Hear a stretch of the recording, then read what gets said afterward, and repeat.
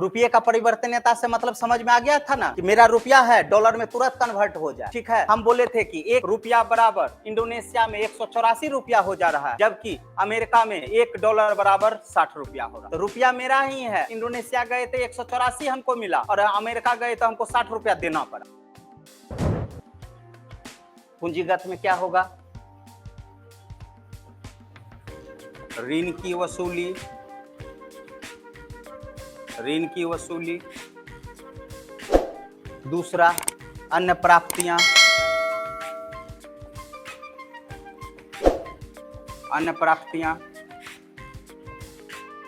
तीसरा उधार एवं अन्य देयता, उधार व अन्य देयता। अब यदि हम लोग सार्वजनिक व्यय भी करेंगे तो 2 टाइप में करेंगे, आयोजन व्यय और एक आयोजन भिन्न व्यय।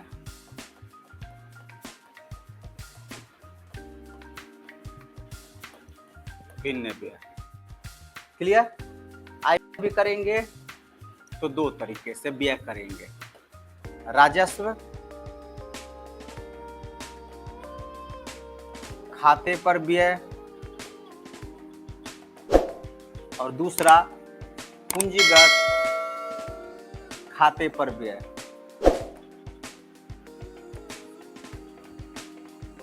राजस्व का आ रहा है तो उतना ही हम लोग उस पे खर्चा करेंगे, पूंजीगत आ रहा है तो पूंजीगत का खर्चा करेंगे हम लोग। आयोजन भिन्न व्यय आएगा, ये भी 2 तरीके से, ब्याज अदायगी, अदायगी से, ब्याज अदायगी से कितना हमारे पास इनकम हुआ और राजस्व खर्चा से। उसके बाद आयोजन भिन्न भी आएगा। आयोजन भी में एक हमारा ब्याज अदायगी हो गया और राजस्व खर्चा हो गया, और दूसरा मेरा क्या हो गया? पूंजी खाते पर, पूंजी खाते पर। अर्थात यहाँ पे क्या निकल के आ गया? यदि आपसे कुल व्यय पूछा तो लिख दीजिएगा आयोजन व्यय प्लस आयोजन भिन्न व्यय, आयोजन भिन्न व्यय। अब यहीं पे सेट कर देंगे 24-25 का बजट, तो तुमको पता चल जाएगा। बात समझ में आया? आयोजन भिन्न व्यय। यदि आपसे प्रश्न पूछा कि राजस्व व्यय किसको कहेंगे, तो आराम से निकाल दीजिएगा, राजस्व खाते पर, राजस्व खाते पर प्लस ब्याज अदायगी, ब्याज अदायगी, ब्याज अदायगी। यदि आ गया कि पूंजीगत व्यय, पूंजीगत व्यय, तो पूंजीगत व्यय क्या आ जाएगा बाबू? पूंजी खाते पर प्लस पूंजी खाता। एक बार रिकॉल करते हैं, अब समझिएगा, ठीक है? और हमेशा ये घाटे में ही रहता है। बजट जब भी बनता है तो आपसे प्रश्न पूछेगा कि राजस्व घाटा कितना है, पूंजीगत घाटा कितना है। घाटा तो होना स्वाभाविक है, क्योंकि ये जितना भी हम लोग कर रहे हैं, क्या कर रहे हैं? अनुमानतः कर रहे हैं, आगामी कर रहे हैं। कोई जरूरी है एक चीज में हो सकता है ज्यादा खर्च हो गया होगा, दूसरा चीज पे मेरा क्या होगा? कम खर्च होगा। बात समझ में आया ना? तो हमेशा ये जो होता है वो घाटे पर ही बजट बनता है, प्लस पे बजट बनेगा ही नहीं बनेगा। क्यों? अभी हम अनुमान लगा दिए हैं कि हमको जो है ऋण का वसूली जो है 1 करोड़ रुपया होगा, उसमें 10 आदमी मर गया है तो क्या होगा? हम तो अनुमान लगा लिए हैं कि इतना रुपया आएगा, या हो सकता है अन्य प्राप्तियां, हम अनुमान लगा लिए हैं कि इस बार जो है पक्का बाढ़ आएगा ना, तो हमको जो है अमेरिका इतना रुपया देगा, नहीं दिया तो नहीं, समझे? तो हमेशा बजट जब भी बनता है तो वो घाटे का ही बजट बनता है। दिमाग में सेट रख लीजिएगा, वो प्लस हो ही नहीं सकता है। क्लियर है? क्योंकि ये फिक्स है कि हमको इतना आएगा, लेकिन ये फिक्स नहीं है कि इतना ही खर्च होगा। हम अनुमान लगाए हैं कि इतना खर्चा करेंगे, लेकिन पैसा लाएंगे कहां से? तो किसी चीज को पूरा करेंगे ना किसी चीज से, ठीक है। अब यदि आपसे सिंपल बजट का स्वरूप पूछा तो बताइएगा, मेरे पास सार्वजनिक आय आएगा अर्थात इनकम आएगा, उसी के अनुसार पे हम क्या करेंगे, एक्सपेंडिचर करेंगे, सार्वजनिक व्यय करेंगे। व्यय को अभी रखेंगे, जो मद से हमको पैसा आएगा उसी मद पे हम लोग खर्चा करेंगे, ठीक है। अब आय जो आ रहा है तो या तो हमारे पास टैक्स से आ रहा है या तो क्या आ रहा है, पूंजीगत प्राप्ति हो रहा है।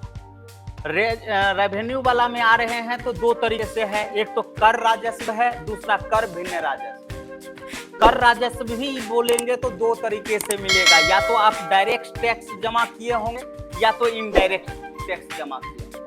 अब यहीं से तुम्हारा सब डेफिनेशन निकल जाएगा। यदि तुमसे सार्वजनिक आय पूछेगा तो तुम क्या लिखोगे बोलो। यदि तुमसे सिर्फ पूछा कि सार्वजनिक आय किसको कहेंगे तो यहां से लिखोगे क्या, प्रत्यक्ष और अप्रत्यक्ष अर्थात कर राजस्व और कर भिन्न राजस्व द्वारा राजस्व प्राप्ति एवं पूंजीगत प्राप्तियां को क्या कहेंगे हम लोग। यदि तुमसे राजस्व प्राप्ति पूछेगा तो आराम से बता दोगे, तब हमारा क्या आ जाएगा कि कर राजस्व कर भिन्न राजस्व अर्थात जिसमें रेल डाकतार ये सभी आते हैं। कर राजस्व में जो डायरेक्ट और इनडायरेक्ट टैक्स आते हैं उसको हम लोग क्या कहते हैं, राजस्व प्राप्तियां कहते हैं। तो वहीं पूंजीगत प्राप्तियां किसको कहते हैं, जहां ऋण की वसूली होती है या अन्य देयता होते हैं या किसी से उधार व अन्य जो लेते हैं उन्हें हम लोग क्या कहते हैं। चीजें समझ लिए तो समझ लो कि एकदम स्वाहा हो गया, नहीं तो बजट को हवा बना देता। और 24-25 का बजट लाएंगे तुमको तुरंत एकदम बोलेंगे कितना आया, 4,667 करोड़ रुपया हुआ, 5,067 करोड़ रुपया, तो हम बोलेंगे कि राजकोषीय घाटा कितना रहा। तो दोनों को हम क्या करेंगे, माइनस कर देंगे तो निकल गया हमारे पास है। मतलब प्लान किए नहीं थे लेकिन तत्काल ऐसा हमको करना पड़ा, ठीक है। तो उसको हम लोग क्या बोलेंगे, आयोजन भिन्न व्यय, ठीक है। अब बाढ़ आ गया तो तुरंत ना डिसीजन लेंगे कि पहले से हम कैसे डिसीजन लेकर के रखेंगे, पहले से डिसीजन करके रखेंगे नहीं ना। तो दो तरीके से रुपया भी होता है, एक संचित निधि और दूसरा आकस्मिक निधि। संचित निधि में मतलब क्या हो गया कि एक जो रियलिटी है ये वाला मेरा संचित निधि में जाए। आकस्मिक जब हमारे पास ऐसी दुर्घटना हो गई, कोरोना का पीरियड आ गया, तो वहां कब कहां से लाएंगे पैसा, हम निकालेंगे तो आकस्मिक निधि से पैसा निकालेंगे। ऐसा नहीं है बपोती पैसा है प्रधानमंत्री का, नहीं समझे। हाँ, उस मद को उसमें हम लोग खर्च करेंगे। अब बोलिए, राजस्व प्राप्ति आ रहा है तो हम किस पे खर्चा करेंगे, राजस्व खाते पे करेंगे और पूंजीगत खाते पर क्या करेंगे, प्लानिंग वे वाला। ये दोनों हम लोग खर्चा करेंगे, ठीक है।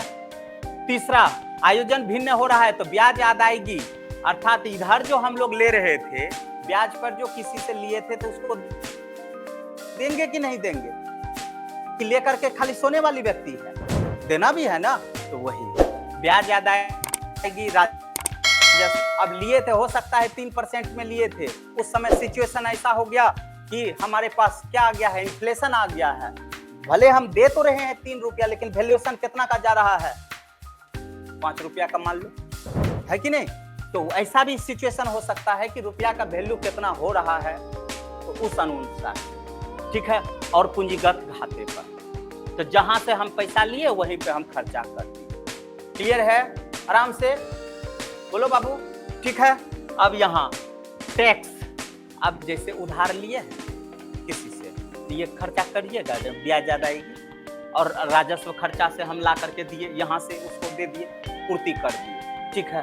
दूसरा पूंजीगत खाते पर, तो पूंजीगत खाते पर क्या हो गया, ये खाता यदि है तो जब हमारा जो विदेशी विनिमय चलता है, विदेशी विनिमय, ठीक है, तो वहां पे हम लोग पूंजी खाते से उसको ट्रांसफर करते हैं, ठीक है। ऐसा नहीं है कि अब जैसे हम लोग पहले पढ़े हैं, पूंजी खाते की परिवर्तनीयता होनी चाहिए कि नहीं होनी चाहिए, होगा तो उससे क्या लाभ होगा, देखे थे कि नहीं। तो ये रुपये का परिवर्तनीयता से मतलब समझ में आ गया था ना कि मेरा रुपया है डॉलर में तुरंत कन्वर्ट हो जाए, ठीक है। हम बोले थे कि 1 रुपया बराबर इंडोनेशिया में 184 रुपया हो जा रहा है, जबकि अमेरिका में 1 डॉलर बराबर 60 रुपया हो रहा है। तो रुपया मेरा ही है, इंडोनेशिया गए थे 184 हमको मिला और अमेरिका गए तो हमको 60 रुपया देना पड़ा, नहीं समझे, बताए थे कि नहीं। तो ये हम लोग वहां पे खर्च करेंगे, क्लियर है। अब यही हमारा रहेगा कि यदि कुल व्यय, राजस्व व्यय, पूंजीगत व्यय कितना कितना हुआ तो आराम से निकाल दीजिएगा। अब यहाँ पे मेन वाला बात है मेरा टैक्स समझना।